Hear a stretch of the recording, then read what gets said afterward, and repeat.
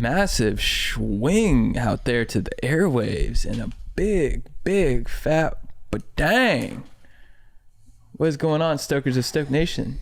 This is Chad Kroger coming in with the Going Deep with Chad JT podcast. I'm here with my compadre, Jean Thomas. Boom clap, Stokers. And we're here with the T-Dartosaurus Rex. Oh. Strider Wilson. What up, dude? I am not extinct, bros. Yeah. You better believe that. I'm thriving, dude. You've been revived in the laboratory. Correct, dude. They found your... They found my DNA and it's a double helix. they found some sap and they're like who's this? We found a nut and They some combined sap. me with frog DNA and now I'm hopping all over my wife's box. Oh. Good morning, fellas. Insane to say that those phrases. We're recording in the morning here, so it feels a little more wild to say things like that before noon. Do you think that we could make a whole movie about, Jurassic Park, but it's about the T-Dartosaurus Rex? Yeah, it would honestly be better, and this is a major zing, than the most recent Jurassic Park movies. I would go see the shit out of that movie. Thank you so And it much. wouldn't even be an adult film. I think we would do it like a PG-13 rating. Yeah. You would tastefully... You use shadows. Yep. And you'd be like just chasing people around and be like, let me dart you. Correct. And yeah, people, they come into my, the electricity goes down. I'm out of my captivity. Yeah. Because I need to dart so bad. You know the raptors, when they use the claw? For you, it's just you see the shadow and you see the tongue just go. And did you guys, how the raptors hunt with flanks? Yeah. Mm-hmm. You guys are my two wingmen. So you guys show up like when you guys become douchey in the Netflix show. Yeah. You're like that version of yourselves. Yeah. And so we're sarging and the mission is I only am hunting my wife. Yeah. You know what I mean? Why is she running? That's a good question. Oh, because she knows that when she gets darted, because probably She'll have to see to your sexual confidence. Yes, that's exactly correct. And she'll like I probably had to do something where I messed up. That's why I got put in. I've got taken to a Costa Rican island. Like I did something wrong. You know what I mean? Like in our relationship, like freaking, I didn't do my chores. Right. And so I got put to that island. You didn't to learn how to do chores. Yeah. And she won't let me dart until I do chores. So I have to show her that I'm able to do chores. Yeah. But you just want to dart. Yeah, no, 1,000%. It's my nature, Yeah. Do we get mad at a T-Rex when it goes after prey or a lion when it Well, that's takes down a baby zebra? It's just my nature. They talk about in acting, like, what's your objective? For you, it's simple, dart. That's like your big objective. That's your objective in every scene. In the scene, you have tactics. The best example of this, we've talked about this maybe, is Ordell, played by Samuel L. Jackson in Jackie Brown, when he's trying to get Chris Tucker in the trunk. I think that's the best scene you can watch as an actor for a variation of tactics in a monologue. It is comedy gold, but incredible. Yeah. Samuel L. literally tries everything. I do that, every tactic. I'll try shame. I'll try, putting honey on you, wooing you. I'll try threats, everything. Yeah. But instead of getting someone in a trunk, I want to get in my wife's trunks and dart. That's sick. Yeah. I love that. You see a Best Western off a freeway exit in the middle. You're like, why is that even there? It's for horny. It's for husbands, dude. Being like, babe, I got us a room. Whoa, yeah. Trust me. I always thought Best Western, that's what was going down there. Every time. Just couples. You see a Ramada Inn. Ramada, can I get it in? Yeah. That's what an inn really means. That's why they call it an inn. Oh yeah. That's why I booked, we went to New York a couple of years ago, and I booked the Margaritaville Resort in Times Square. And, I'm like, there's a giant flip-flop in the lobby. Jimmy Buffett. We got in there. I was like, do you want some cheese fries? Do you want some onion rings? Or do you just want to get straight to it? Yeah. Cheese fries and onion rings, it's going to get her in the mood. Mm-hmm. You want to get your woman a nice cheese-infused fried meal. Yeah. Pre-coitus. Oh. All the around so much. sauces. Yeah. All the sauces. Let her watch you eat it. Yeah. Oh, I got like a big Kahuna burger. Smart. No, I think yeah, Big Kahuna. That's from Pulp Fiction. Oh. I got a burger with onion rings and barbecue sauce. It's probably called something like that. Something like that. And I was like, huge aphrodisiac where she was watching me eat it. You know, I'm just Big time. and putting like A1 sauce on the fries, just getting a little weird with it, you know. Being ravenous. Yeah, and she wanted to fuck like in the restaurant. Dude, yeah, that is a similar love language, dude. Yeah. Like I live by Chipotle and a Chick-fil-A. Yeah. I'll be like, babe, watch me fucking hit this drive-through right now. And I'll just go, I'll order up big, dude. I'll get a soup. I'll get a chicken sandwich. I'll fucking dip my chicken sandwich in the soup. Mm-hmm. And then I'll go to Chipotle also. You know, I'll put waffle fries in my burrito. Just house that shit. Yeah. Bro. Appetite. Yeah. So Take you that can down. barely even get out of the drive-through. After that, bro, it's just... Sonk. There was I was friends with this girl, and she said she would post photos of her eating on social media a lot because guys associate that with sex and makes them horny. I like that. I wonder if it's like the male fantasy there is like, I've provided this feast for my lady. No, but it would just be her at like the pool eating a sandwich. You know, there's this line in Kingdom of Heaven Mm-hmm. where Orlando Bloom's character says, "It's been a while since I've seen a woman eat." I always connected with that line. Interesting. I think there's something to that. We like to take a woman out to dinner. You know, we like to do that. Yeah. I don't think that's what you should. I think it's something different. Yeah. Yeah. Women, it's interesting. Just keep going. Yeah, I'm just going to keep talking here. Yeah. Talk my way into something. Maybe it's a corner. But, yeah, what are you going to say? No, I'm just going to. I keep going. It's like that. I might need to shut up. No. I think you got it. It's like that. I'll I have. think it's about like. Is it about asset allocation? Like moving stuff into her name? Maybe. Is this about... this gets people It's about horny? the sandwich. Yeah, I think a man likes to watch a woman eat a sandwich because it's definitely related to an ancestral bond that he shares with greater humanity. You know, I think that's why we like to see that. Amen. You know, it could be a religious ritual, breaking bread together. Mayo. Relaxed me. Are you a mayo guy? Huge. I'll dip my sandwich in front of my fiance. I'll dip my sandwiches in mayo, and I'll to give her like an ASMR. I'll chew loud, you know, and she's just Loves it. loves it. She loves it. Sometimes I'm like, babe, relax. ASMR only since 2015? Yeah. Yeah, you guys only do ASMR now. Yeah. Yeah, only 2010. You know, but I would experience ASMR. I didn't know what it was. I thought there was something, you know, I thought I had a sixth sense for just being able to feel good. Because I remember in school, ASMR, for those of you who don't know, it's a sensation you feel when you hear certain sounds. It's a tingly sensation in your dome. It can be triggered by chewing, typing, whispering, those kinds of sounds. And so I would hear it in class, and I'd be like, someone would be talking, or someone would be like eating chips, and I'd be like, oh. So it's only your dome. It's like a high. Is it like a runner's high maybe? No, it's not like you. I guess it's kind of euphoric, but it's like kind of like a inner massage in your brain. Interesting. And it's a bummer I can't feel that. I remember if someone was typing really loud, I'd be like, oh yeah, keep typing. Would you have a really big aversion to chalkboard then? Like bad noise, do you have a higher aversion to that?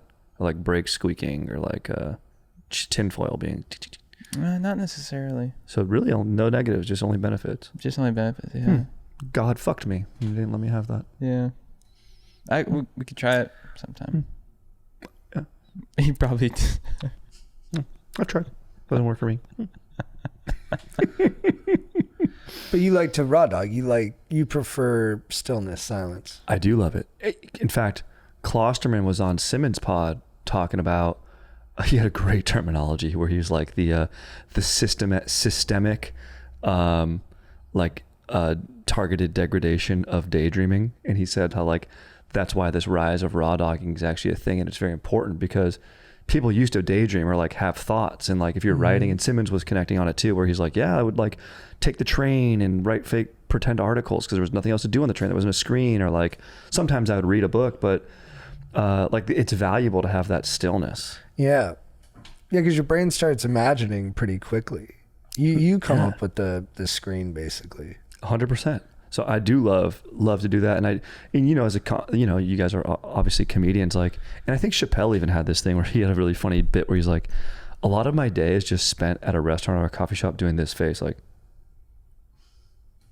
because he's just trying to think of like, okay, what do I write down next? And then sometimes you get it, a lot of times you don't. Yeah. Dog walks are good for that. Yeah. I bring a Post-it note, and I'll just be, Lola will be taking a crap, and I'm just writing down. I'll be like, it's huge. like anal and grease. It's so nice when your dog takes a good deuce. Oh, isn't it the best? Yeah. I feel proud of it. I'm like, yeah, push it. Mm-hmm. I do get pumped. And they look at me for trust. They trust me. Yeah. Hey, I got you. I like when my kids eat a lot. This kind of goes back to the chick thing. We like to see people freaking eat, dude. Basic functions, or there maybe it connotates health. I think so. Conversely, I'll tell you this. I knew I loved my wife. You know how I knew? When she ate cereal. Good noise. I didn't mind it. But I usually hate when someone's like if like my brother or like anyone else is eating like a loud bowl of cereal, I'll literally tell them, hey man, shut up. Yeah, my wife's a loud cereal eater too. Or like a bag of chips, if someone like cracking chips. I knew my father hated my whole family for many reasons. One of them, we were at a Mexican restaurant. Because they were his Chevy's. own? Because they were his own, yes. Because we were all less than stellar athletes. We were eating at Chevy's Mexican restaurant, and they give you the complimentary salsa Chevy's. with chips. Chevy's, right? Chevy's? Yeah, how do you say it? It was like a chain, somewhat like a small chain Mexican eatery. Free chips and dip. And we all sat down. We're all excited to be out. Like we're just living our lives. And we started eating. My dad said, all of you, don't touch another one of those fucking chips. And then he proceeded to eat the chips silently. Really? His mouth closed. Great power. It's an excellent display of power. I've never respected my father more. See, I would have been the opposite. I've been like, keep chewing. You would like that. I would love it, yeah. Maybe your kids will rebel by not eating chips. Or loud cereal. I'd love loud cereal. You like that. Come eat by my ear, kiddo. Get over Yeah. here. Come here. Eat right here. Do you get pumped when your kids drop a deuce? Yeah, sure. I mean, especially if they're doing it in a... Because we're like lightly potty training them right now. If they do it in the potty, it's a great feeling. I remember my daughter, she took a nice... Daddy, I get it. Poop. I gotta poop. I took her diaper off. She goes into her little makeshift toilet, dropped a heater. And then she was like, I did it. And you're like, yeah, hey, come on. That sort of never goes away. We have some bros who are like, dude, I just took the biggest dude. Like people still do that. They walk out, dude, you'll never guess. No, I'm actually doing a bit that, about how I knew my wife was the one, or my fiance was the one when she, like, we were in Hawaii, she dropped a deuce. And I was pumped on it. That's great. Nice. I was like, nice. What made you pumped on it? Because I wasn't grossed out. Yeah. Usually I wasn't grossed out at all. People are afraid. Like Amy Schumer has that famous bit where she's like, her and the guy she was dating like both get food poisoning, and it's funny. She's like doing a funny act out, like throwing up, being like, "It was nice knowing you. Oh, you're gonna meet such a good person down the line." Yeah, and it's kind of that. Yeah, it's because it's the true us. Yeah, it's this perceived notion that to emit waste, even though it's a normal body function, is a flaw. I know, and before that, people would be like, it's a normal, like they say it's a normal body. I'm like, it's disgusting. I don't want to be near it, and I don't want to be near other people doing it, but I just don't. it doesn't bother me. Yeah, the guard is dropped at a certain point.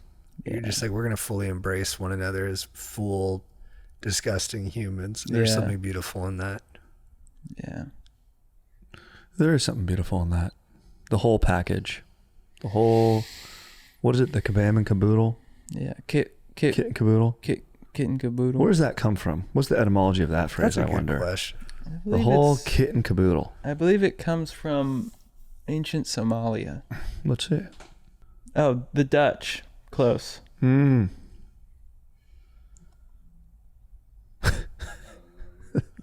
Dutch.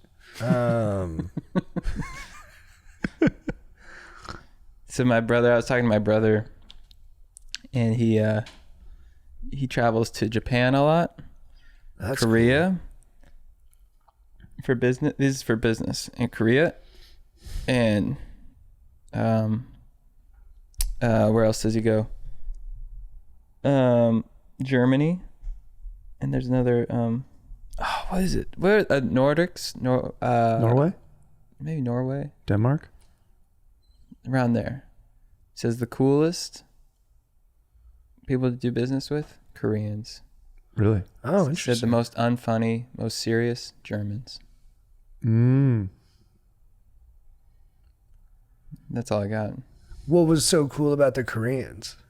He said they're just like, it's just like a fun culture. They're just, he's like, they're just a fun culture. They're like warm, and he just loves it there. He didn't really go into much detail. I just sort of was like, oh, that's cool. But he said the Germans are very serious. He's like, I don't like Germans. And I was like, yeah, I didn't forget World War II. No. Oh. Never. Should we do our cues? Yeah. Freaking hell yeah. Did you guys line any up? Yes, sir. You want to kick it off, Stride? Are you ready? Sure, yeah, let's ride. Okay. Perhaps I'll proceed left to right. I'll proceed with JT and then to Chad. JT, this is maybe a broad question, but we had a good workout over Thanksgiving. What is it about weightlifting that you love most?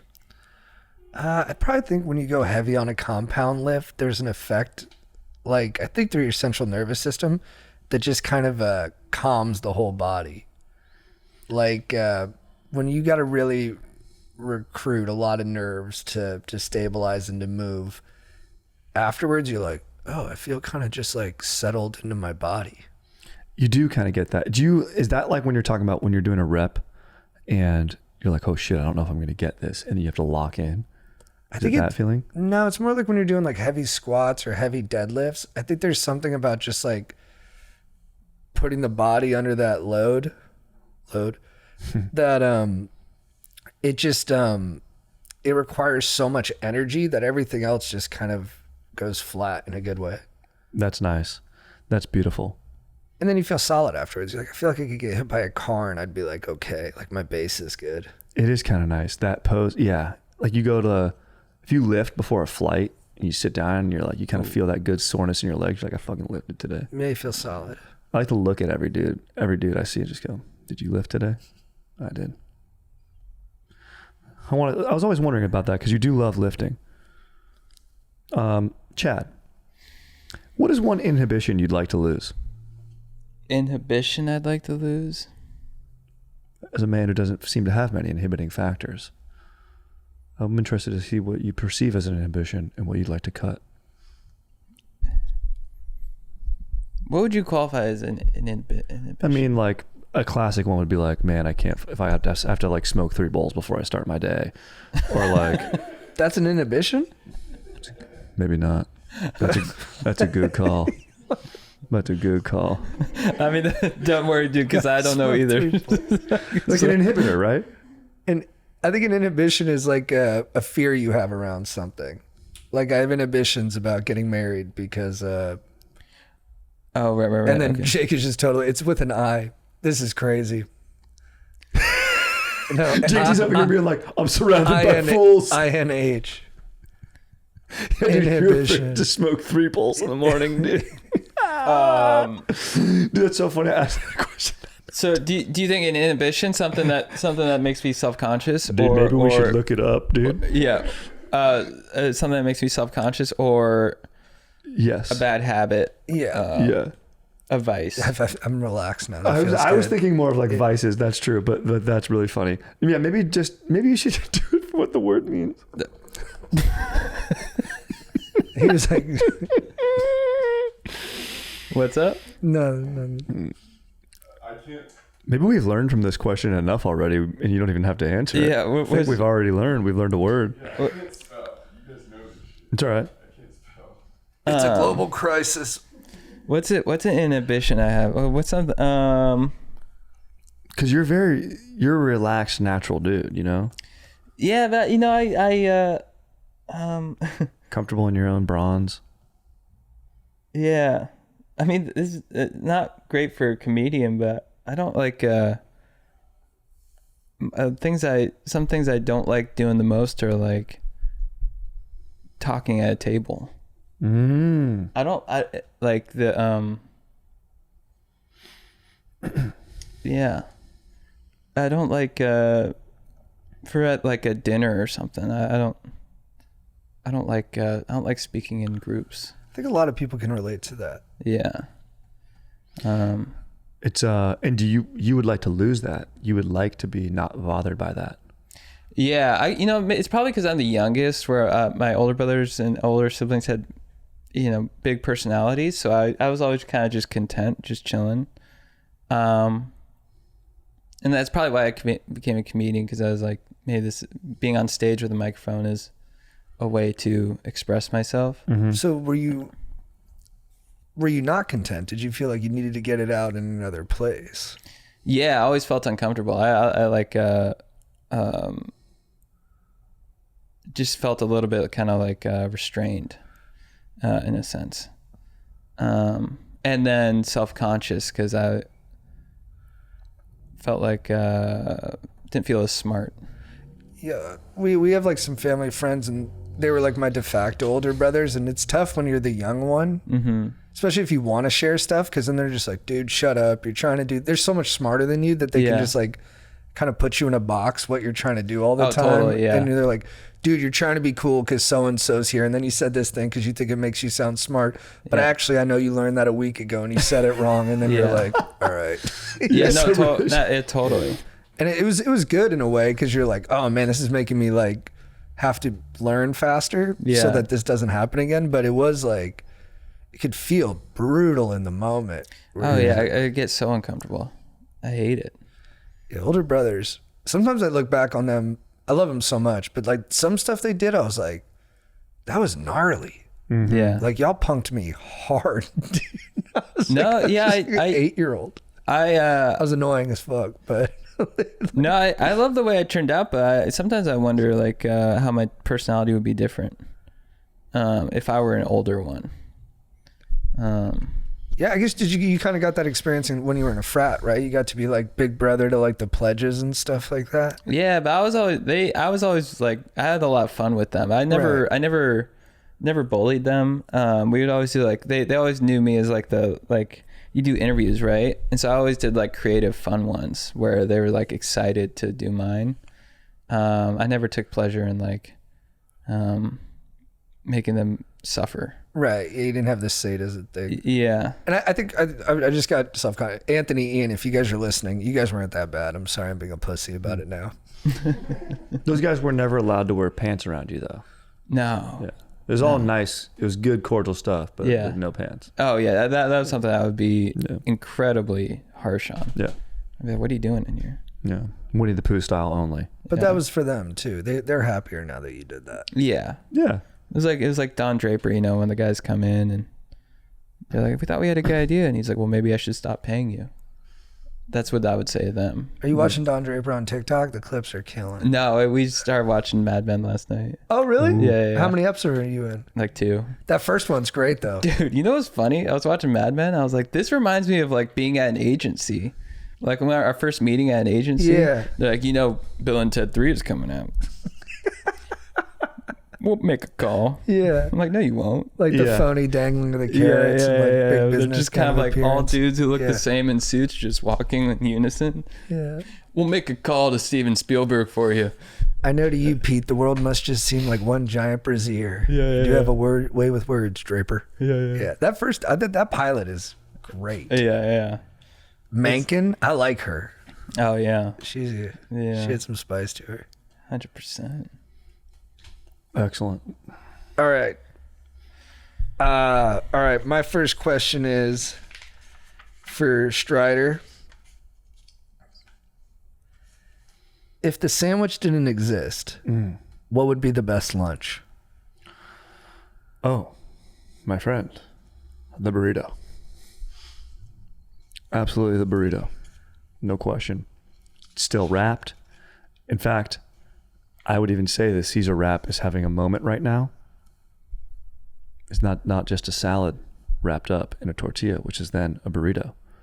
So I have to say, I probably house, this isn't, we've actually been talking about a lot of grotesque eating here. I'd say I probably house at least 3 burritos a week. Wow. You do house 3 burritos a week? Yeah. That's awesome. Where do you get the burritos? Sometimes I still will hit up Tokaya, although I have to admit They have they've good taken a big step back. Too many locations. Yep. They've taken a big step back. So it's kind of rough, but it's just convenient because it's at that lodge. Yeah. And you want to go to the Air One Market, but do I have 45 minutes? I do have $45 too. Yeah. They're gouging you. It's insane. But, and then, sometimes I'll still hit up the Chipotle, but I've got a no meat policy there. Really? Yeah, I've been burnt. But I looked up their process on the meat, and they're very on top of it. Really? Yeah, because I was trying to do a bit about how it's crazy to trust Chipotle meat, but they pre-cook everything and have it all in a temperature gauge, and it's sous vide or whatever. So it's it's regimented. It's good. It's just, I don't know. Did you just where there's so many locations? How could they possibly have quality control for that much meat? And it's just the eyeball test. Sometimes I go in there and I see it and I'm like, looks too gray. And just the dude, a lot of times I got to take a look at the dude, If they don't want to be... But he might not even be the he meat was guy. Vaping. But it's the wrong front of house guy for you. Wrong front of house, yeah. The Fed uses Chipotle as a good indicator of discretionary spending amongst American households. Oh, that's pretty nice. They'll look at Chipotle and be like, how many people are buying guacamole at Chipotle? And that's a good indicator of how people are doing cash flow wise across the board. I think that's genius. That's probably a really good indicator. Chipotle's that. It's in a lot of the articles. They're like, here's what happened to Chipotle this quarter. You're like, oh my God. In Jersey Mike's, are people putting bacon on that sandwich or are they not springing for the bacon? Do they have good bacon there? It's actually not bad. It's crispy. I never get it. They got the best I never get cheesesteaks. it, but it looks good. Better than anything in Philly. Oh, the Jersey Mike's. Whoa. Yeah. You might have to double down on that. You know what they're doing now with the Philly cheese? They have the big thing in Philly right now. It's the sesame buns. They're just putting sesame seeds on the buns. Does add a little bit of nice flavor. Yeah, I don't mind a little sesame there. I discovered lately at Jersey Mike's the relish. Oh, they got good relish. It's not like pickle relish. It's like chili. Oh, the cherry pepper relish. Cherry pepper relish. Yeah, it's pretty solid. Fantastic. Yeah, I actually Very got dignified. They gave me the wrong sandwich one time, and I should have known because as I was leaving, this guy was like, "Who the fuck took my sandwich?" And I just kept walking, and it had cherry pepper relish in it, and I was like, "Dude, this is bomb." And I was like, then I knew God gave me that sandwich for a reason, so I could discover it. And he fucked that other guy over with my mediocre sandwich with no cherry pepper. Did you relish. tell that guy that it need was to learn a lesson? It was God's mission to give you that sandwich? Did you tell him? No, as I was driving, I rolled the window down and I just gave him the bird. Oh, that's good. That's good. Yeah. He'll get that And message. I threw the other half of the sandwich at his face. Nice. Yeah. All right, Chad, next cue. If we live another, let's say 60 to 70 years, where do you foresee and how heavily involved are aliens in day-to-day life? How heavily involved are aliens in day-to-day life? I think I think they're going to become our professors. They're going to teach us. I think we're getting to a place where our intelligence, or we're getting to a dangerous place intelligence-wise, where we're creating nuclear bombs, we're creating AI, we're playing with fire, we open Pandora's box, and because of our insatiable need to keep creating, to keep progressing, capitalism, keep pushing the envelope, keep expanding. We don't know how to stop. And aliens, when they first saw we had nuclear weapons, they're like, we need to start talking to these dudes and be like, hey, chill. And now it's getting to a point where, they're gonna be like, all right, guys, we need to like step in here and just take control because you guys are out of control. Do you think, because we have the Book of Enoch, we have the ancient alien theory, we have these watchers or angels. Do you think aliens have been around and helping humanity? Like, are they the Prometheus? Are they that gave us the knowledge of like, they gave us, they busted the seed. Yeah, did they bust the seed within us of? Do you think that nukes and AI were actually delivered to us from? Is that what you're kind of suggesting? Yeah, and was it put in our brains or like that seed of, brain development and growth a long time ago? Right, like they're the reason for our rapid. They're like they chose our species like for all rapid these, brain growth, or all these great innovations or technological changes that came about were from aliens. I think there's theories about that. I don't think like nuclear. I don't think like the atom bomb was from alien technology.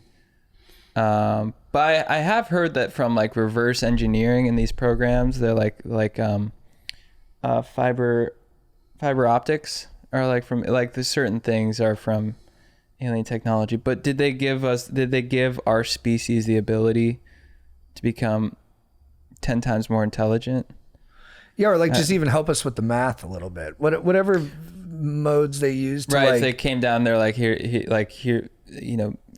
they're like A equals C. Yeah, they're like floating above New Mexico, and then they just drop like whatever their little cosmic node is, and it comes down, and then all of a sudden Oppenheimer's like, "Oh, wait a second," and then the right, so they're the chalk muse. just starts flying. Yeah, They're that's the what muse. you're kind of That's what saying. I'm saying. Right? Yeah, like in whatever methodology they would use to teach, whether they did they give that knowledge to, it wouldn't be Pythagoras, but because it was around in Egypt. Whoever built the pyramids, that engineer, right. maybe Yeah. Imhotep, whatever the fuck, maybe before him. Pythagoras had a cult. Yeah. Oh, dude, it was common to have and he cults. couldn't eat nuts. Yes.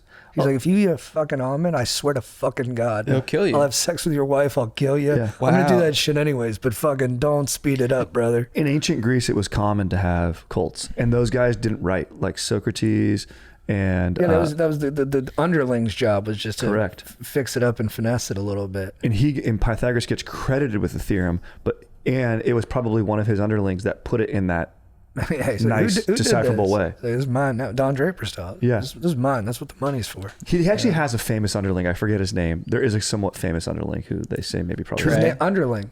Yeah, it's probably where we got the word underling from. Yeah, yeah. Mhm. That was his name. Bro, that's my name. He's like, yeah, shit. What's up, dog? Underling. Yeah, dude.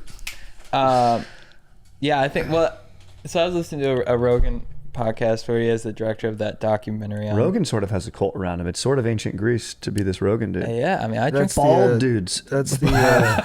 Bald dudes have people who follow them. Oh, I thought you meant that's his cult. Just bald dudes, bald, stout jack dudes. Just bald jack dudes. Yeah.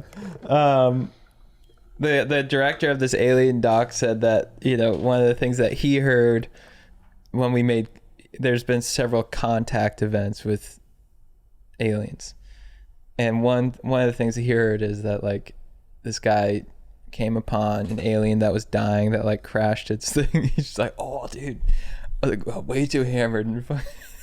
But he came upon, and they're like telepathic communication. The guy telepathically was like, you humans don't know your potential, and then he's like, oh, and then he died. So maybe like Oppenheimer was at Los Alamos, and he's like, E equals MC, and he just telepathically squared, and he's like, fuck. Bang. Fuck, dude. I gotta correct myself too. I was just googling it. It was they avoided beans, legumes, not nuts. Oh. Bad call. But maybe it goes back to earlier when we were talking about pooping and stuff. He's like, people are ripping ass in my freaking temple he's too like, much, I don't dude. want anyone And you dumping in my secret elite cult. And you imagine how bad it was back in that day? Oh yeah, Oh, bro. the density. It's your turn. Yeah. All right, Strider. Describe your first T-dart. It's a good question. Was it in college? I was gonna say it wasn't even on my wife. Whoa. I used to just dart. Chicks would be like, "Hey, let's take this to the next level. You know, let's hit a home run here," and I'd be like, "Nah, you've been darted." Was it? Wait, what? Like they didn't know? No, like that's yeah, it. That's all. Like, you know. And I famously hate busting. I hate my wiener, so I'm over it. But the first girl you fingered was at the It's the beach. house party. Mm-hmm. Yeah. What's up? I remember. It's my dog. You slept the night on the It's my sand. dog. You know, What's up? very California, bro. Fucking chill. We were in ponchos, dude. Did he come out being like, "Oh, dude"? And I think we went and got breakfast the next day, and then he was even chill about it. Then he didn't want to say it in front of like 5 guys. Don't kiss and tell. But then he got each one of us alone, each one of the 5 guys alone. And was like, hey. I would have excuses. I told was us like, "Do you call your mom yet? You should go So call he's your like, mom." let's go outside real quick. I want to get some Swisher Sweets. And I think then, someone dented your car. Just go out there. Someone just fender bendered you. But I'm trying to think, because I pride myself on remembering this. I think the first time you went down, it's probably someone I didn't. Oh, was it the tattooed girl from USD? No, I didn't go down. That girl was wild. Yeah, that was crazy. But it was around then, right? It was. Was it Honestly, the girl? I want to say it was in. I want to say it was in Santa Barbara on one of those Halloween trips.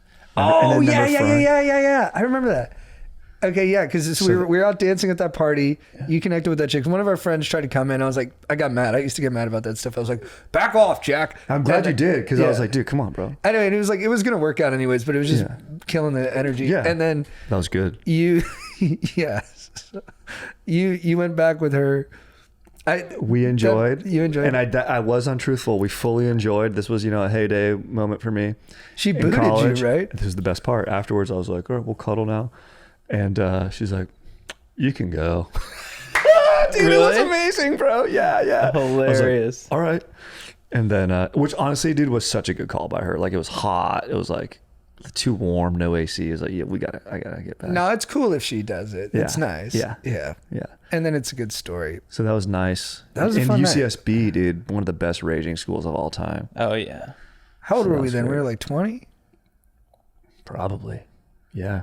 20. I didn't lose my V card till like 21. Nice. So we were right old. around there, maybe 20. We were old fellers. And I was always a little older. Like my parents started me late in school. Plus I'm stupid. I don't know what inhibition means. So I need more schooling. Well, and we talked about this on the last pod. It's a UCSD thing, man. Bro, come on. 1,000 kids got to go into remedial math. I know. They didn't know how to do 7 plus 2 is equal to 6 plus what? Oh, really? It was that level of math they couldn't do. Really? 1,000 kids in the incoming class at a top 25 university. Wow. And then I was like responding on a text thread, and I was like, yeah, bro, one time we did peer review in school, and this kid's essay was the worst thing I ever read. And then my buddy called me out, Greg, he goes, oh, you reviewed peers, you idiot? Because I spelled it P-I-E-R-S. And then I was like, fuck. But then you said you went up to the teacher, right?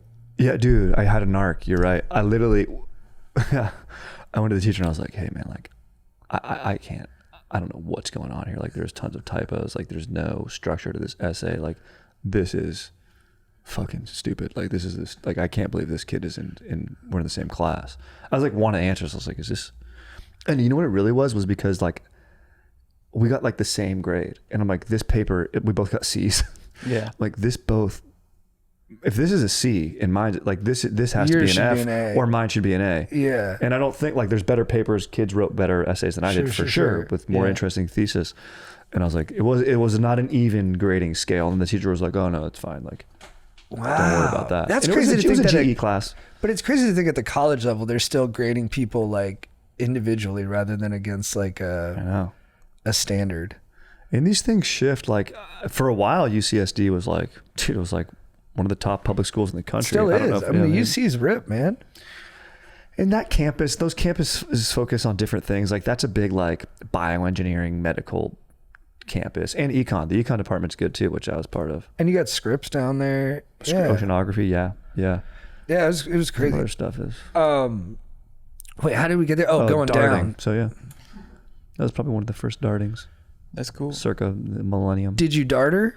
Oh, bro, first thing I did. All right, JT. The first girl you kissed? Yeah. And here's the thing, dude. I love that you know my history. This is so great. But technically you could argue, dude, because that kiss was actually a bend because we were in Robert's community jacuzzi hanging out. Our boy Bob, what up? And we were playing Truth or Dare. Okay, I could get a party going. I count it. I count it too. Yeah, that counts. All right, JT. Fastest car or fastest boat in the world? Would you rather have? Fastest boat. Yeah, I used to go to offshore boat races. I think it was like, what was the top class? I think it was called the open class. There was like the S class, the V class, and then the open class. Dude, those boats get up to like 130, 140 miles an hour on the ocean, just cutting, getting air. They were like the boats in Miami Vice. Yeah. Like kind of like that catamaran style with just big outboard engines. Dude, one of the coolest things there's, and I think when you're doing like 130 on the ocean, that's like the equivalent of doing like 250 on land. I mean, it's a level of intensity. Right? Oh yeah, brother. That thing could flip. They got to have helicopters overhead ready to pick you up. But I mean, are they going to get to you in time? Doesn't even matter, dude, because you got to get there in time first. That's like a God thing I'm trying to say, like about living. And yeah, I would definitely go offshore speedboat racing. Yeah. Those are my number ones. They're sick. They're like 60 feet long, dude. They're huge. Yeah. And don't you pilot one of those boats with one of your bro with you? Some of them do 3, but yeah, see, that's kinda you chill. got a throttle guy and then you got a steering wheel guy because you can't be doing both. I think it's like you need enough strength on the wheel where you can't be managing that. And then a guy, and then sometimes I got a third guy who's just navigating. He's just in there with like a map. Dude, we should do that. We could. Dude, we should be a boat racing team. I'll be the nav guy, although I do struggle with maps. Yeah, it's true. That would be funny. It is your biggest weakness. Bad at the mini map, dude. Dude, that'd be funny if in Top Gun, games. the nav guy's like, I don't know what I'm looking at here. I don't know where I am. Yeah, but your nav guy doesn't know anything? Yeah, but he's a good hang. I think let's do open top because some of them are the closed, like dome style. Yeah. And I'm just like, man, I don't want to. No, you got to have the hair flown. Yeah, and I don't want to worry about opening a door if we flip. Yeah, exactly. Let's just get fucking tossed. Let me just get out tossed. Yeah. Yeah. All right. I know a great place in Havana, Cuba. They don't like my passport. I forget. They don't like the my business. feed or my passport. Yeah, they don't like my business or my passport. You're up, dude. Okay, here we go. Keeping it freaking cruising for the bros. Got 15 minutes left. Yeah. Do you picture yourself being 90? What does it look like? Wow. I had a similar question for you guys. You know what? I'm a little bit of like a futurist this way. I picture myself not totally dissimilar to how I am right now. Yeah, that's what I would have guessed. If anything, younger. I like picture that. myself finding some kind of a breakthroughs that's just going to like restore my youth. Maybe some combination of like metformin and like CRISPR gene editing. Yeah, I think hopefully I'm still mobile. Hopefully my spine is still working good, and hopefully I can still have comparable cell turnover that I got right now. I love that. That's what I would have absolutely guessed. Thank you. I would have not pictured you being like, oh, I'm freaking in a cabin and, you know, with a cane. I don't know if I do picture myself being 90 ever. That's why I asked that. I had a question for you. For both of you guys, that was very similar. I'll circle back.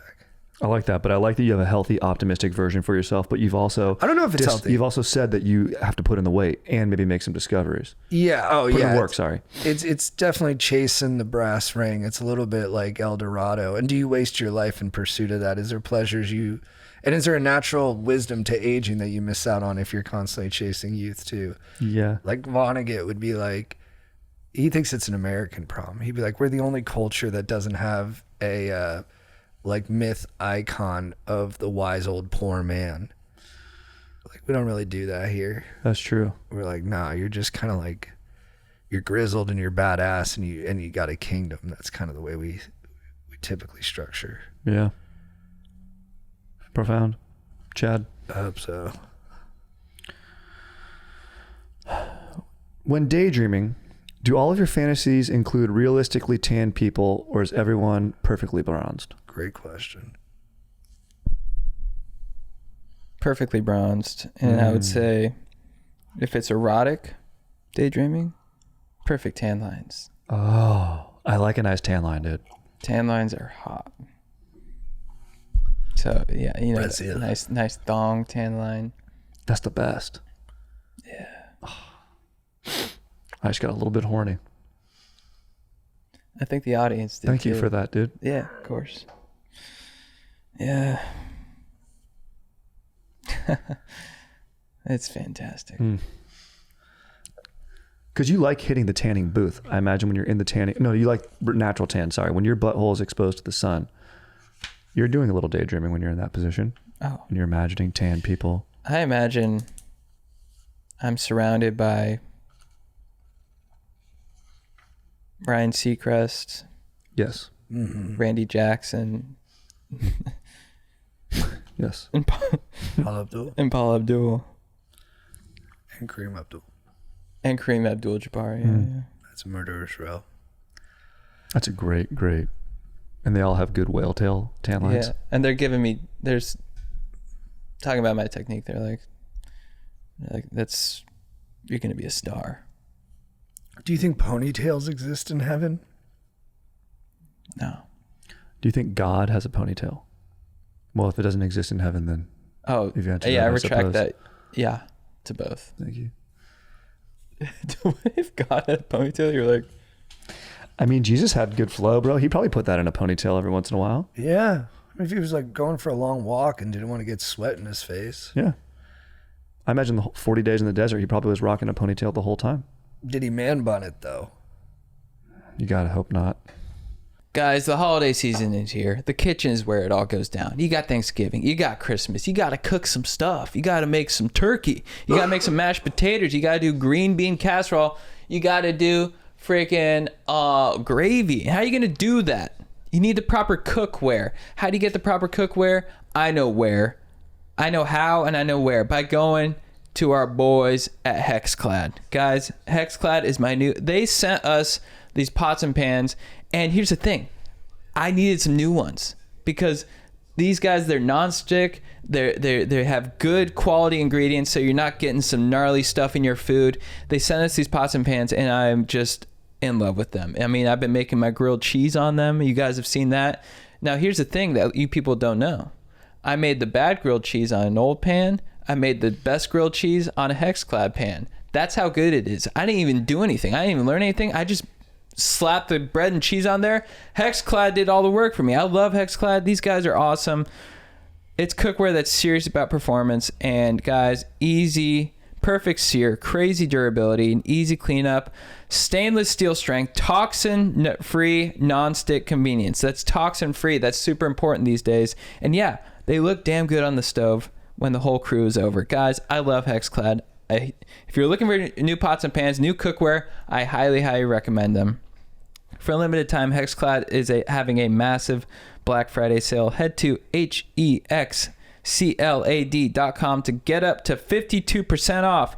This is by far the biggest discount they've given all year. That's Hexclad.com for up to 52% off. After you purchase, they'll ask you where you heard about them. Please support our show and tell them our show sent you. All right, Strider.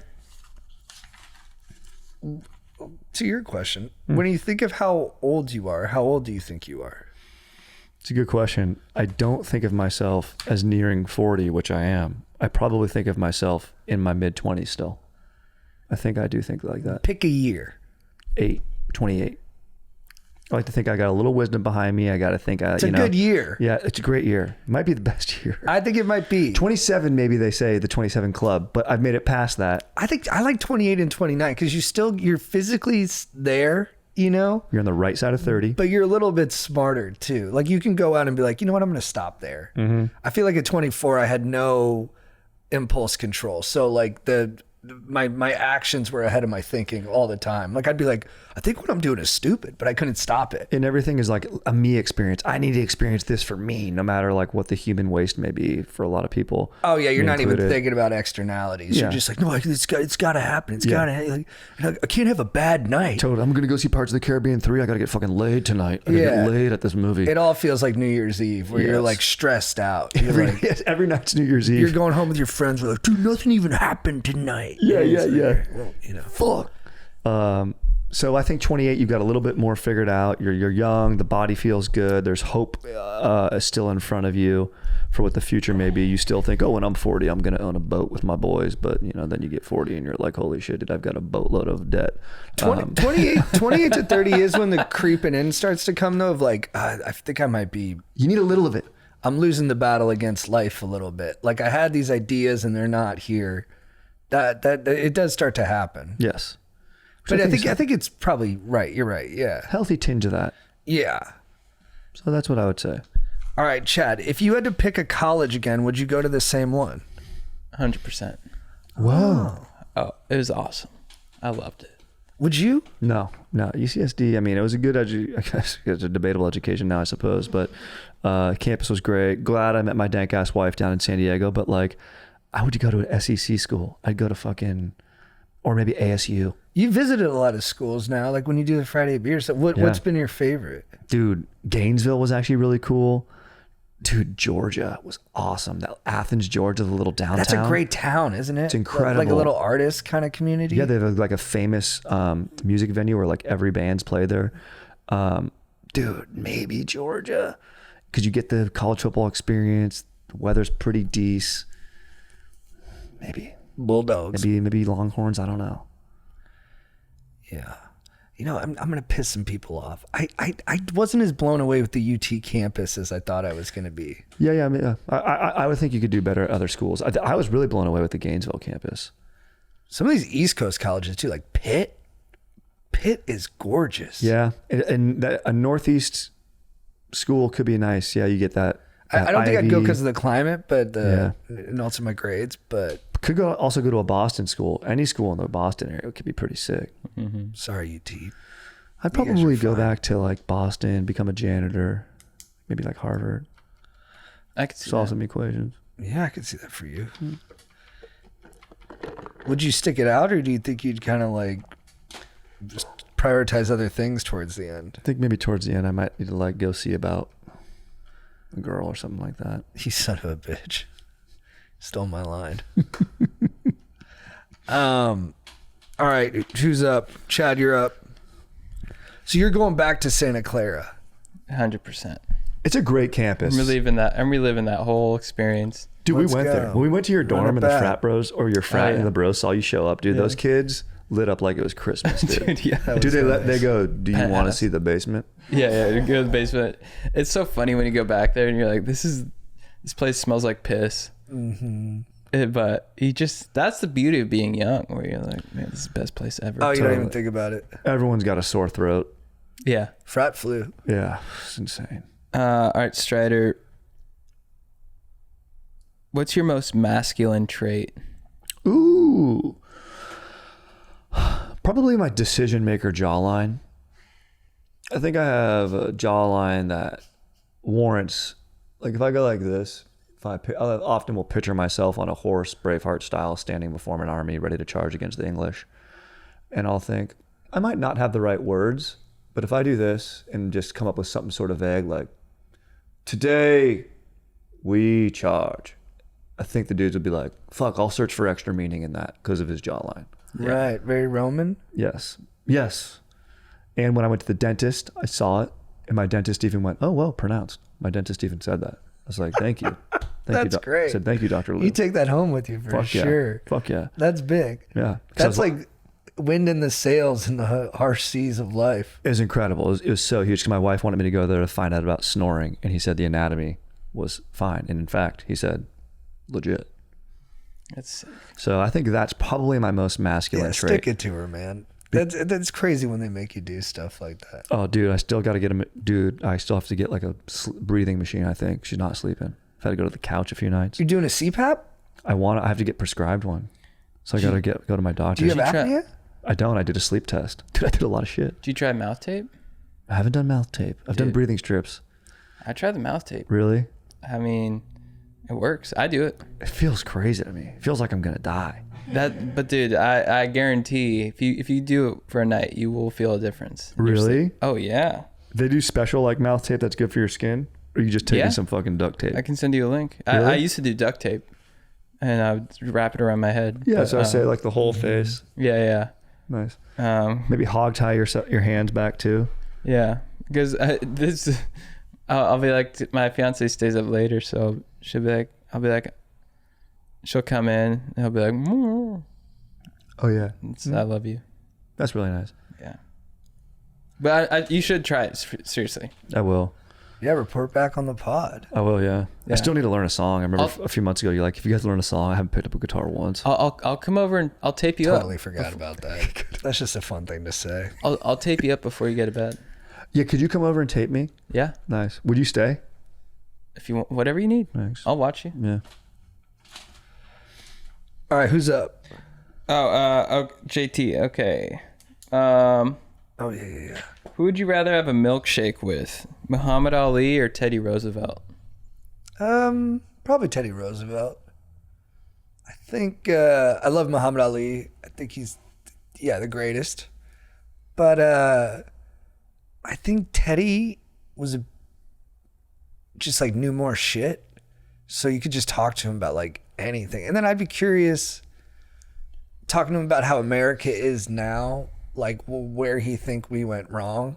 Mm-hmm. So, I mean, I do think the third time he ran, he was going to kind of overthrow the judicial. Like he wanted the executive to have power over the courts. And it's not like that now, but it does seem like the Supreme Court is more aligned with the executive on any kind of strengthening of its power. So I don't know, maybe he would like that. So I'd be curious to kind of see if he thought maybe that turned out worse than he thought it would. Also, he fought in the Spanish-American War. You could be like, dude, you were part of the Roughnecks. That's so sick. Yeah, I'd be curious about a lot of that stuff. Yeah, what about you? Who'd you go? Between the two of them, Mm-hmm. Teddy Roosevelt. I think that's a good call. I think in our president's draft, I screwed up and should have taken Teddy, my first overall pick. He's a great. Who'd you take? I think I took JFK. It was sexy and suave. Those are both good picks. Yeah. Who do you think? I think. Who do you think would house a milkshake faster? Teddy Roosevelt, probably, right? I think he was Both men have voracious appetites. Yeah. I bet you Muhammad Ali could take down, unless it was if you met up in the era where he had that broken jaw. Actually, maybe he'd be better at it because he could that's all he was doing was sucking back shakes. Yeah. I got to go with Muhammad Ali. You would? Yeah. Sick. I mean, he's the man. Yeah. And a great no, not talker. to me, just for sucking down shakes. Oh, yeah. I gotta take a whiz. Oh, please. So, JT, while Chad's away, Yo. I have to bring up a very sensitive subject with you. No, you don't. This weekend, something happened You don't have between to bring us. this up. Your brother was involved too, and I had to absolutely fuck you guys in fantasy football. You know, I want to give you a lot of credit. I think you did. You beat the shit out of us this weekend. Congrats. Thank you. And it probably knocked us out of the playoffs. It looks like you're going in. Honestly, our team wasn't good enough to make it to the playoffs. We passed on some trades we should have done. Bad job managing our team this year. Look, do we have the most championships? Are we the most prestigious organization in our fantasy football league? I don't know. Yes. But you're right there with us, and you have done a great job. You do the same thing every year. I think you have a really interesting strategy. You draft for depth, you draft for value, and your team always takes about 8 weeks to get going. This is like a couple years in a row, and sometimes they don't get going I know. soon enough. But this year, your team's looking like a juggernaut. You picked Devontae Adams, Ricky Purcell, George Pickens. We're in a 14-team league, so you don't get as much like of the A-list guys. All those guys coming into the season, I think, were kind of question marks. And two of them are like Devontae Adams might break the touchdown record. He's at 14 I know. after 12 games. He might get to 23. It's an unbelievable pick by you. A gamble hit. Like, did you know that he was going to match up well with Stafford on those routes and stuff? I think you kept Trey McBride at, I thought, too much of a premium. I thought you should have kept JSN or Devontae Shoulda, yeah. or A-Chain for single-digit cash. And he kept McBride for 19. But McBride's having a great season. And then on this pod, you called it. I said, who will be the number one running back and number one receiver? This was 2 months ago. You said JSN and Jonathan Taylor. So you nailed it. You know, I got a sense for these things, and it pisses me off because I could have had JSN, and then when I had my worst season of all time, for some reason, Jonathan Taylor had the worst season he's ever had in his life. You had him that year? I kept him. Because I drafted him as a rookie. He had a decent rookie season. He's I was a stud. Let's ride. And then now he's scoring 3 touchdowns a game. He's been a little slow these last few weeks, though, right? He's regressed a little bit. I feel like they've kind of figured out the Colts a little bit. Yeah, Daniel Jones a little limited, so they can just load the box. Yeah. I haven't checked the numbers, so I'm just guessing that's what they're doing. It's got to be true, you know. But I will say in our league, and I have to say this, there's some guys who made some of the worst trades of all time, and they gave a dude, and they gave Paul everybody. Yeah, Paul, and I love Paul, but like, and of course he's got to take those deals. What were these guys? They gave, it was the worst trades I've ever heard of in my entire life. And he still has Hampton waiting to come back. He has 3 guys RB1s. in our league do a really lame thing where they'll be like, "Yeah, I don't think I'm going to win this year, but I'm pulling for this guy," and they'll like announce who they want to win.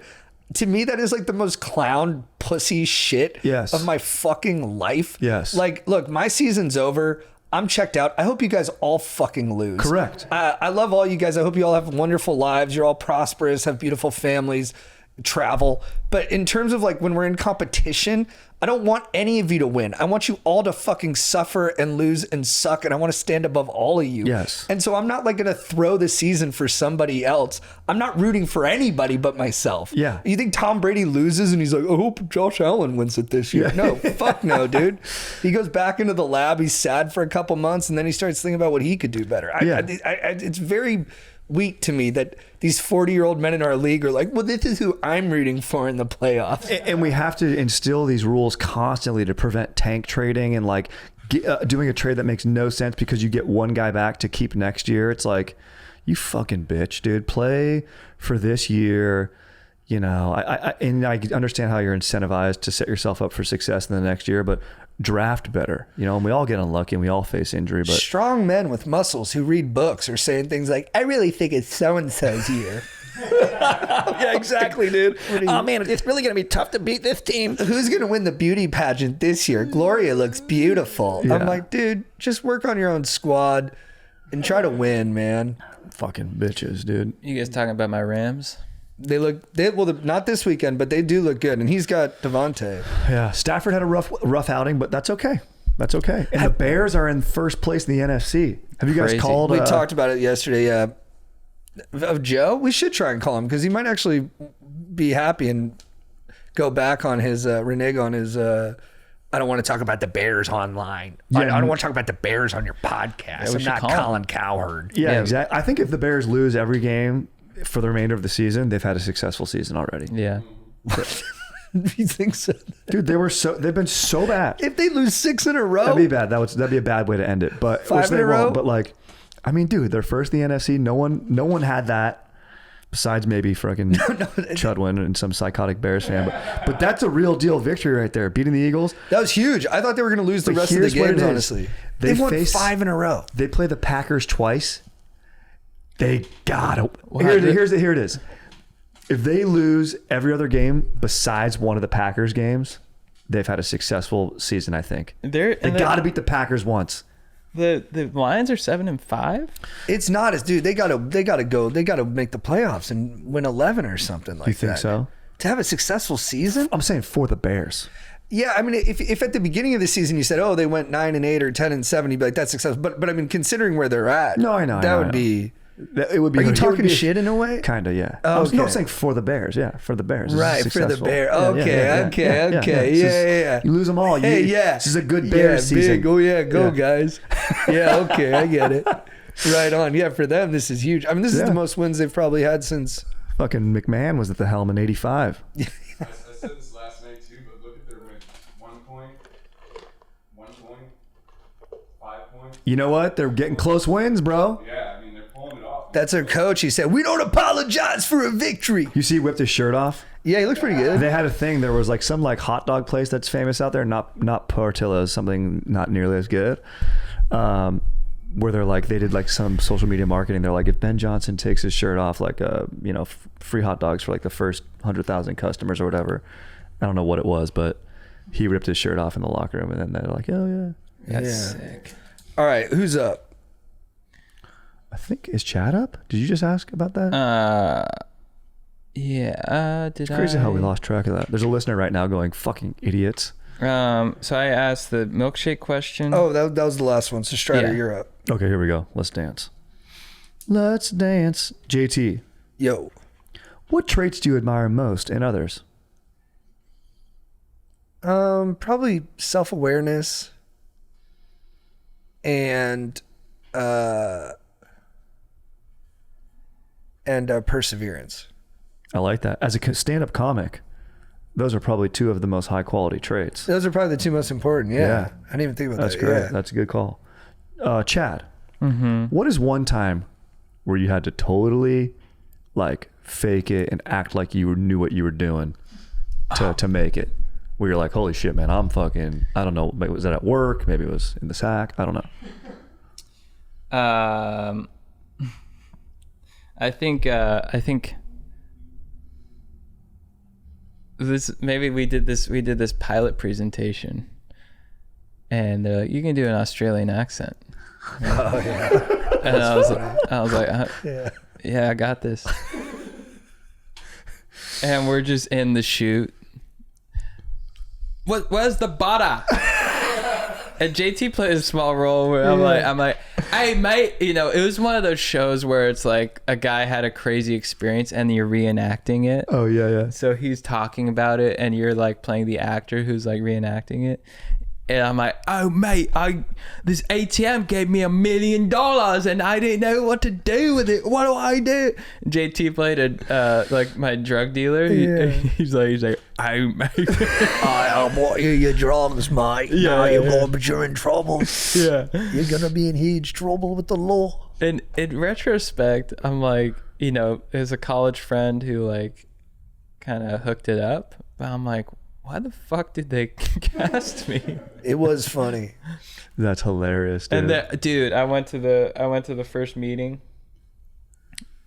and the producers were like, "So, what are your thoughts on the character?" And I was like, yeah, she's had a crazy experience."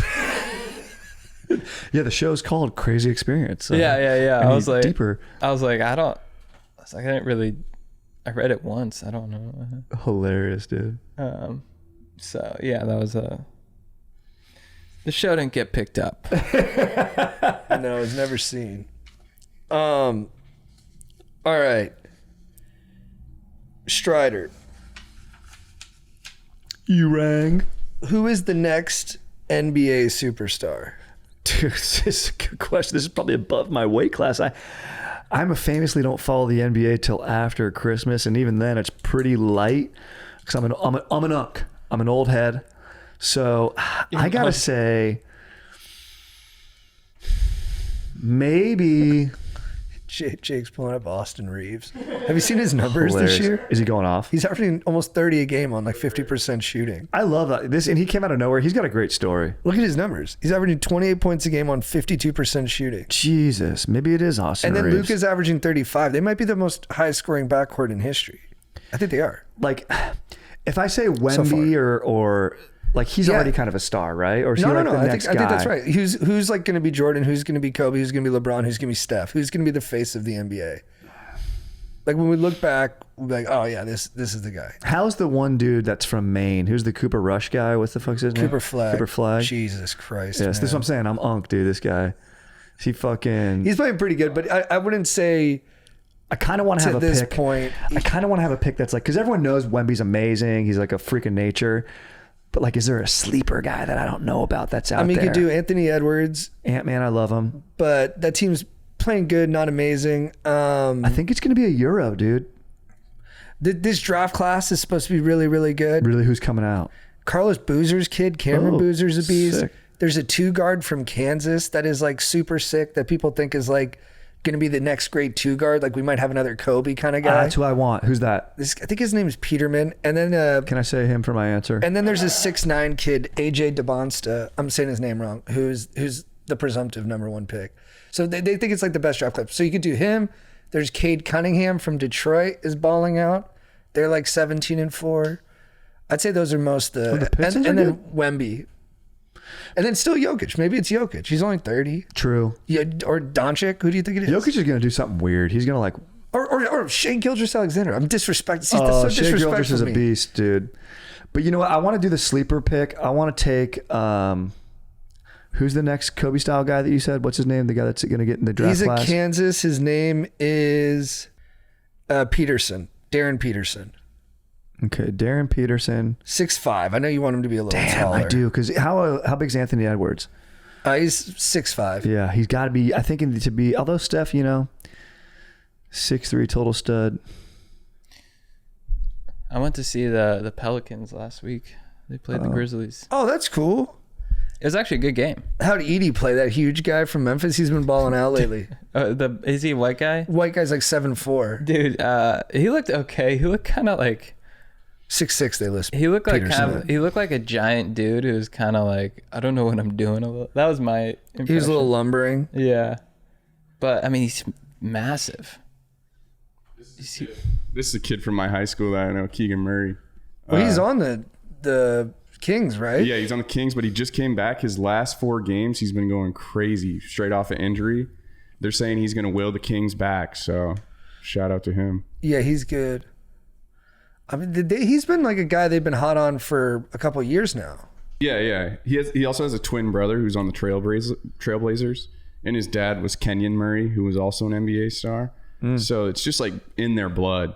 And he's got that like assassin mentality. Like he wants the ball at the end of the game, which is kind of hard with like other guys on the team, obviously De'Aaron Fox. And He went to your high school? yeah.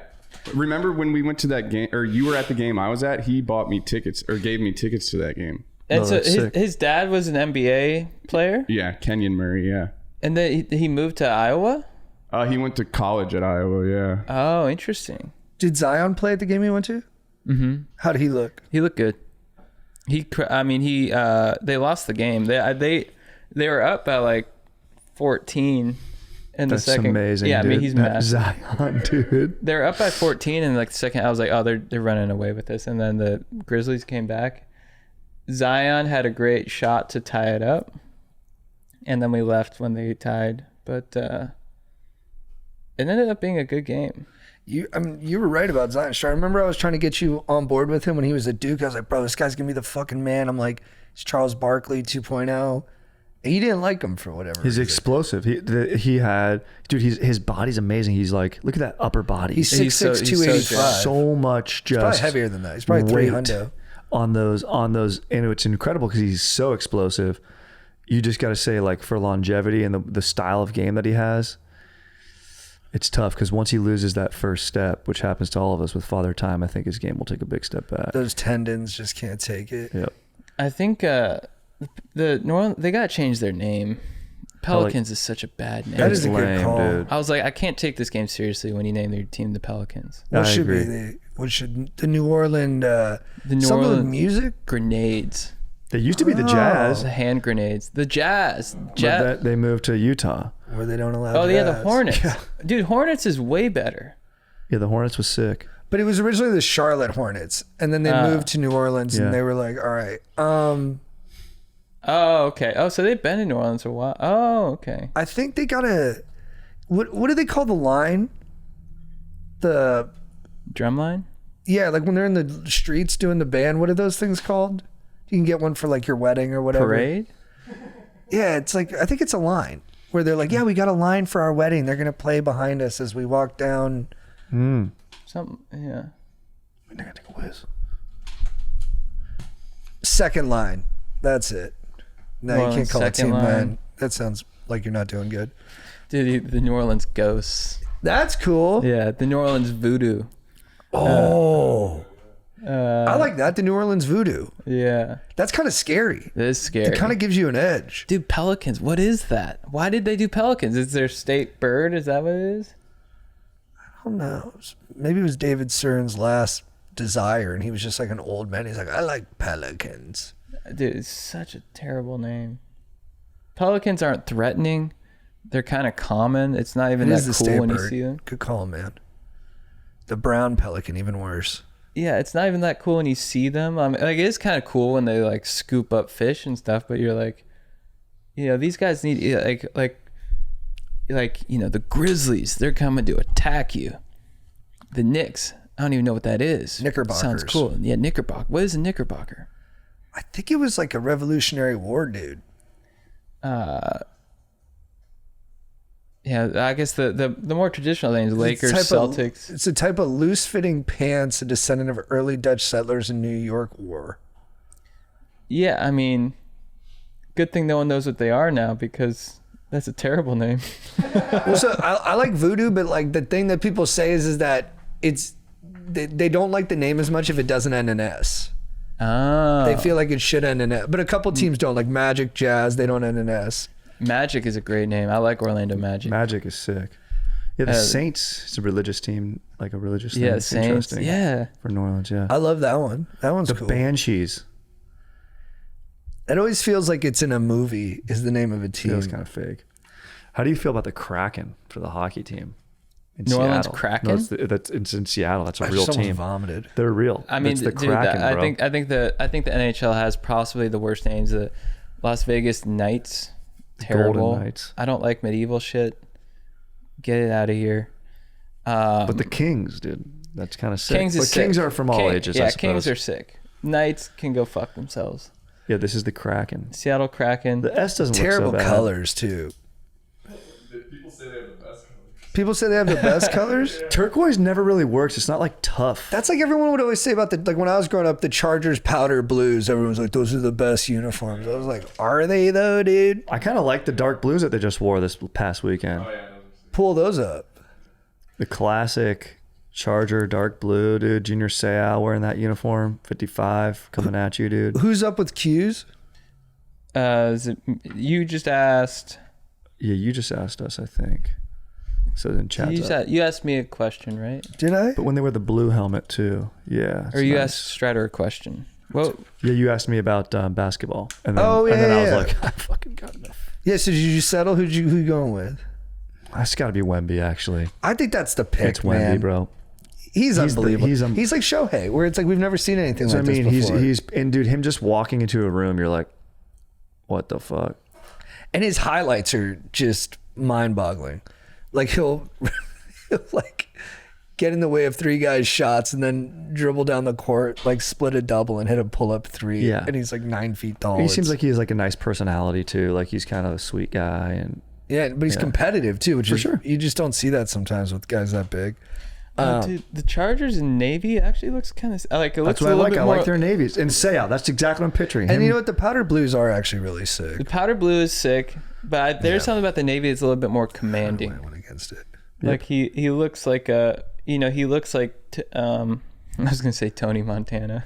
That's badass. He looks like who's the Joe fucking Niners? Joe Montana. Joe Montana. Dude, Herbert fucking broke his hand this weekend, dude. This guy. He did? He's always banged up. Yeah, I guess he's supposed to play. They're gonna do like immediate surgery, and they say he's gonna play this next week. But we were in South Carolina in Greenville when he had the busted ribs. Oh wow. And he was in that game and he could barely walk. And then Yeah. he rifled like a 50-yard just on a rope throw to put them in position to win the game. I'll always think he's tough as nails for that. He's a stud. That was fun. We were like just taking a walk through the town, and we saw the game. We're like through a bar outside. We're like, can we just come in and watch for a second? Yeah. And the bartender was like, sure.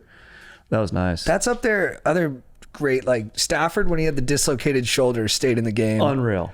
That one's great. And then Byron Leftwich when he was in college and he busted his foot and his O-line carried him down the drive. He's like, hold on, come here. And put his arms around him. Amazing. I remember my dad was disrespecting him because he was at the Jags and they were playing the Steelers. Man, I was like, this guy's a bitch, loser, dork. And I was like, no, he's not. And then they showed the highlight of my dad. I was like, that's sick. Yeah, I was you like, gotta give respect, You gotta yeah. give respect. Come on. All right, Strider. What? Or you just asked Strider a question. Oh, I did. Okay, Chad. What was the last big epiphany you had? Whoa. Last big epiphany I had. Oh.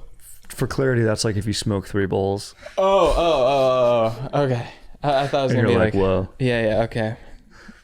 Last big epiphany I had. Last big epiphany I had.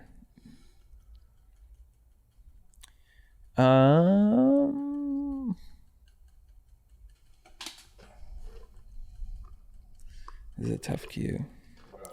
Dude, part of me is like, I had a breakthrough yesterday. I was like, I'm too old to have epiphanies. I was like, I think I'm done. Like, You're done with epiphanies. yeah, sometimes I'll hear like I heard a comic on, he's like, man, I did ayahuasca and it like changed my whole thing. And like, I really realized it was because of my parents. I'm like, you're 52. Right. And that's why they need to do ayahuasca. They're like forcing an epiphany. Yeah. The only quote epiphanies you have like after 35 is like, fuck, I did not know that. It's like, Yeah. holy shit, I wasn't investing my Roth IRA. It's just been sitting in a cash position. Oh, what an idiot. Or it's like the same epiphany over and over again where it's like, oh yeah, it's that though. It's like, I should be more responsible. No one's coming to save me. Yeah. I have to save me. It's just that epiphany over and over Correct. again. Yeah. It's like, it's no one's fault. I'm unhappy. It's my fault. It's Yes. just that epiphany. Yes. Over and over. No, that is sort of related to sort of a similar epiphany where it's like kind of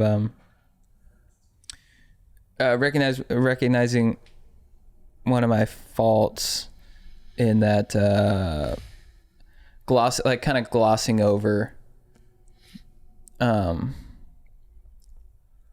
over certain responsibility related things, whether it's like related to like financial or whatever. Yeah. You know, just kind of recognizing when I'm like, oh no, that's fine. I don't need to worry about that, or like that'll get taken care of. Like, no, you need to just like get in there and take care of this now. But then I was listening to like Michael Ovitz on a podcast. He founded CAA, and after that, I was like, I need to read more. I need to like. Yeah, he's you sent me some of the clips. He's unbelievably learned. And I was like, but I was also like, how do you have the time to like learn all this shit? Cause I'll be like, oh, I need to like learn. I need, I'll ask ChatGPT, what are movies I need to watch? But then I'm like, I don't have time to do all this. You know what I mean? Or like, so, but just I think being more intentional with every moment and not letting distractions get in the way. Yeah, Da Vinci said at the end of his life, he's like, I'm so sorry. I must have disappointed my fellow man and God so much with the lack of accomplishment in my life. Right. Wow. Yeah. And what he was really saying is, I'm better than all of you. Exactly. Yeah. And you know what's funny with Da Vinci? He's like, take that, comma, bitches. Yeah, that's one on the way out. Yeah. He might have felt it because he was the quote unquote the Renaissance man. He was so good at so many different things. I wonder if in his own mind he was like, I should have just focused on like building that helicopter, and I would have fucking built it. But his mind was like, too much of like this, master of none kind of guy. Yeah. Yeah. But he's like at his level, he's a master. I've offended God and mankind because my work did not reach the quality it should have. Fuck, dude. All right, who's up? Chad, you're up. Strider, can you describe how you court your wife when the pheromones are high? Oh, this is an excellent question. And I like here to be forthcoming with these things. I hope it helps others. A lot of guys like a surf spot or with their moves or quote unquote game. Sorry, that's kind of like to holster it. That's kind of distracting. Oh, sorry. What are you gonna hear it? Yeah, you can hear it. Oh, my bad. Please cut that. Did you just get possessed by an alien race? No, it's just my ADHD. Yeah. Yeah. Do Morse code. Are you guys okay? I would say nowadays, It's Da Vinci. you know how I like to court my wife is if there's like a play or something that I don't even know what it's about. Some play that's in town, playing in a theater. I'll look up obscure names. Come from afar. A play, the Horizon West, whatever it may be, the Barley. I'll go, hey, we should go see that together. She go, what is that? Oh, it's a play. You want to take in some art, and that's a date night. And it's already something that she knows I dislike a little, which gets her a little bit horny. And then she'll go out when I know she's going to leave, go get dinner with her friend or whatever. I'll clean something. I'll spray some air freshener, wipe something down. That goes a long way. And sometimes I'll have to tell her. I'm not subtle about it. My game isn't subtle. I'll go, do you notice that? See how clean that is? Yeah, you want an attaboy. Mm-hmm. And she knows what that means. Sometimes I'll be fully full. I'll be standing there with the yellow gloves on, Windex, boner. That's how she'll know. Sick. So also I'll say, hey, I bought us tickets to a play that you've never heard of, you know, something called the, you know, Corvette Chronicles, whatever it would be. I have no idea. And full boner, yellow gloves, sitting there, and then she'll know it's on. It's good call that like people think foreplay starts in the bedroom. Foreplay is weeks in advance. Correct. It is acts of service. It is thoughtful action, and it is priming the dance floor. So once you get out there, the moves come easy, baby. Exactly. It's like, you know, in a good song, they like subtly play the chorus of the notes in the very beginning, and then when the chorus comes, your brain goes, "Oh my God, I recognize this." Yeah, you're primed. And then how do you bust? I don't bust. I'm done busting. Smart. Yeah. I'm done. Is that hate my dick. Oh. Yeah. I don't deserve it. It's not out of some sort of like possessing your masculinity. No, or no optimization or anything like that. Or maybe in a subtle way, because I told myself, until I make $100,000 in a fiscal year, I don't get to jizz. Oh, wow. And last year I made $11,000. Okay. Well, hey. So is 10x. Yeah, exactly. Let's go, baby. 10x. Grant Cardone. Yeah. So is there, I'm right there with you, buds. if there, Just try to. if you bust, how angry do you get? Oh, if I like happen to wake up or have like a dream, or like sometimes, 'cause I'm a very horny guy, like sometimes if I turn too fast and it rubs my jeans, might bust. At that point, I'll get really mad, and then I'll just have to go for a quiet drive.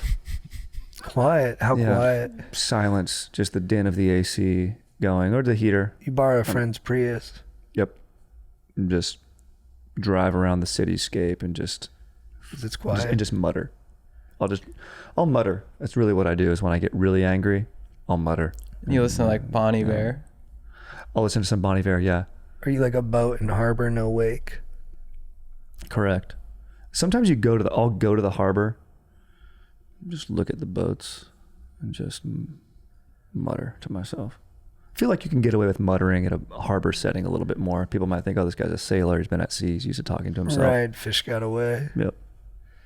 Can't really get away with muttering at like a playground or a school zone. Which fish do you relate to most? Probably the clownfish. I think you're up with questions, brother. Oh wait, I got one for you, JT. Oh, hell yeah. Would you rather spend a day having the best physique in the world or the best brain in the world? And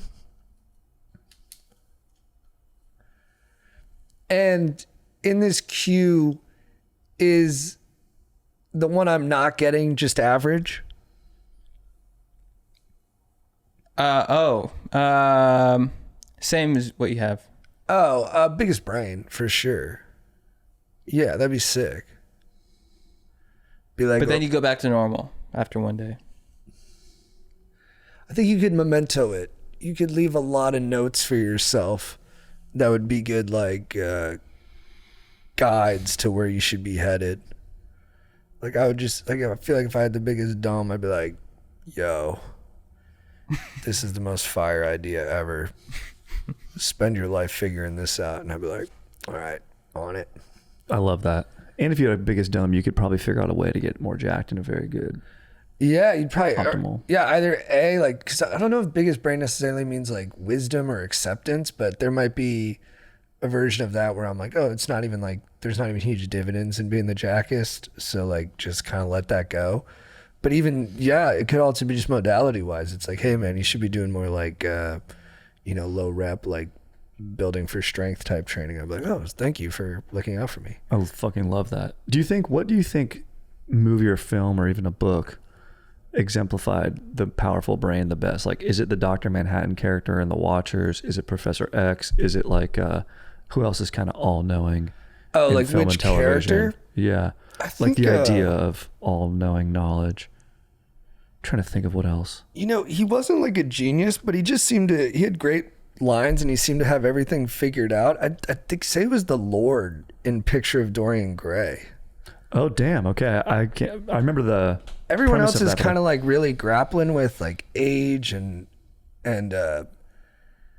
status, and he's just kind of like, yeah, just is what it is, brother. He's a little like John Slattery in Mad Men too. That character is a little more aching and a little more pathetic, but there's just like a kind of like, yeah, I see the chessboard, but it's not like computational intelligence. I mean, who really gives a shit? Yeah. If they remade Dorian Gray, Austin Butler should be Dorian Gray. Oh yeah, he'd be good. Let me see, what's that character's name? I think do I have a couple questions for you guys? It's 11:20. Okay. Got a few more minutes here. Strider, I remember I saw you on the PCH a few days ago. I like waved to you, and you gave like a. Yeah, I was locked in. You just busted, didn't you? I had to come. I might have even been busting. Yep. I had to go to the PCH, and I like to drive my vehicle as close to one of those dudes who's into cycling for exercise. Right. As close as I can without hitting him. I remember we were at TSA and you got randomly selected to get patted down. He patted you down and then he just beelined it to the restroom. Yeah, I had to hold it. Yeah. He used the wand. When he brought out the wand, I said, "Excuse me." And I ran. It's that magnetism. Bang. All right, who's up? All right, I think I got one more here. JT. Yo. But did you know say your past? No. Go ahead.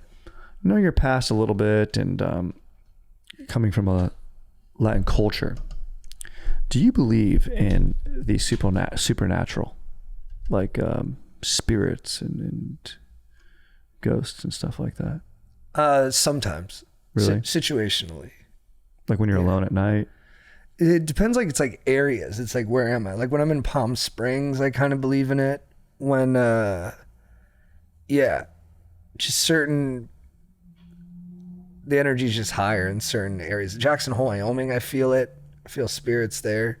Some of it could just be like me confusing like past energy with supernatural spirits, but I do think there's some places where that stuff is like more potent. I think so too, and it scares me. Yeah, and I don't like believing in stuff all the time, anything. I think that's, I like being a little fluid with it. Like there's moments where I'm like, nah, right now is a good moment to like be an atheist. And then there's other moments where I'm like, it'd be crazy to be an atheist right now. I think it makes more sense to be someone who believes in a superseding forces. I like that. Yeah. What if you got a strange spiritual awakening, like when you went into like a Foot Locker? You're like, dude. Yeah, there could be places where you're like, if Foot Locker would be interesting. I think a T-Mobile store would be interesting. I think exactly, dude. Any place that has like fluorescent lighting, like that, really. Yeah, you go to a T-Mobile store and the light just turns off. That's our ghost. Yeah, I feel supernatural when I'm like on Expedia and I'm trying to book a flight for more than just one person. I definitely feel some weird evil ghosts in that moment. I think I got one for Chad. Chad, this is similar to one that you asked, JT. We kind of all think in the same vein a little here, interestingly. If at death, your consciousness could be transferred to a sick new humanoid body, would you do it, first of all? And if you would, what body would you choose? Can't be your own. Do you guys mind if I fart for comic effect? Sure. Fuck, I spoke over your fart. No, I did that on purpose. I think I smell it. Dude, Jake, clip that. This whole app there just clip farming, dude. It just farted. Yeah, did we get... What was your question? Sorry. Dude, if at death, like your consciousness could be transferred like via AI or whatever platform there is, like you could download your brain in life experience into a new, it's kind of Black Mirror vessel and then transfer it into a body, what body would you choose? Why? Or would you say, I don't believe that's morally just, I don't do it? You could also say that. I'd have my consciousness transferred into a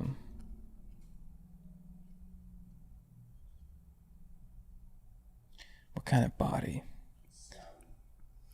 Saudi body? Interesting. Oh, stallion. Oh, you could do it in an animal. That'd be kind of interesting. I thought Jake said Saudi. Nice. Be a freaking Yeah. prince, dude. Can't argue with that. Oh, I know what I would dude. I would choose like an Italian who rips on a moped This is great. That's a good call. That's very dude. good. and just picks up chicks. Oh, ciao. Yeah, I was doing French. Ciao, ciao. And I'm just in white jeans, just and just whipping up spaghetti. I'm just like meatball, and then just sorry to make noises in the mic, but yeah, like one of those guys who's just wearing a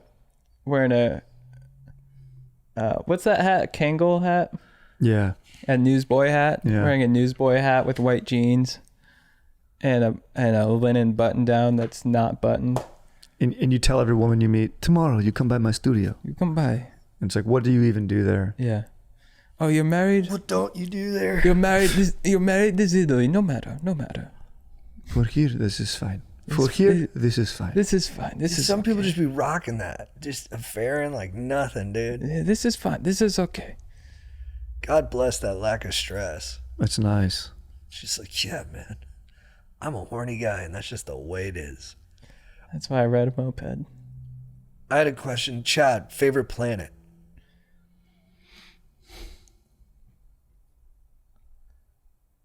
Venus. Oh. Really hot. You can get the best tan there. Actually, is Mercury closer to the Mercury, sun? yeah, Mercury's number one. But maybe you get over tanned. I think the environment for Venus is, it's right amount of UV. Yeah. How many? So there's what, like 3 hot planets and then like 5 cold ones, and then we're in the middle. Yeah, and there's like the gaseous giants or something like that. We're one of Yeah. My very energetic mother just served us 9 pizzas. Whoa. Yeah, Uranus. Is Uranus a gas planet? I think so. Uranus is. JT's anus is. Neptune. Chad asked me on a previous podcast how have I changed, and I should have just said I do think farts are funny once in a while. I think that is how you change the biggest. You think so? Yeah. Thanks, man. Yeah, Pluto sounds like a bust. Yeah, bro. It's just Yeah, like it's not ice. even. It's on the fringe too. People don't even like. Yeah, sometimes they're it's like, the bro. schmoll planet for Yeah. sure. They're Yeah. like, we're not even sure if you're in the crew. Like, does it lose orbit sometimes? You know what I mean? I Like, wanna there's shout- moons that are bigger. Sorry, I want to get a lot in before we're closing. But Kevin gave the funniest note for a podcast in history. Jake was editing our Kevin and Amir episode. And we're talking to Jake about the edit. We're like, maybe just do the song. You don't even have to play it. And then Jake just goes, Kevin asked me to just make it seem like he dominated Amir the whole time. That was Kevin's note, which is funny. It's very relatable. But It's good to like- give a direct note. Yeah, we know what you want. Yeah. He kept like whispering it in my ear so that Amir wouldn't hear it. He was like, "Hey, just cut his out, I dominate him." I'm like, all right. It's so funny. That's hilarious. All right, pimps. Yeah, I brought up. This was fun. I always like learning about my bros. Yeah, it was good. Yeah, good up. We'll do a couple more before the end of the year. We're just banking them right now. Fired up, yeah. Dude, stoked.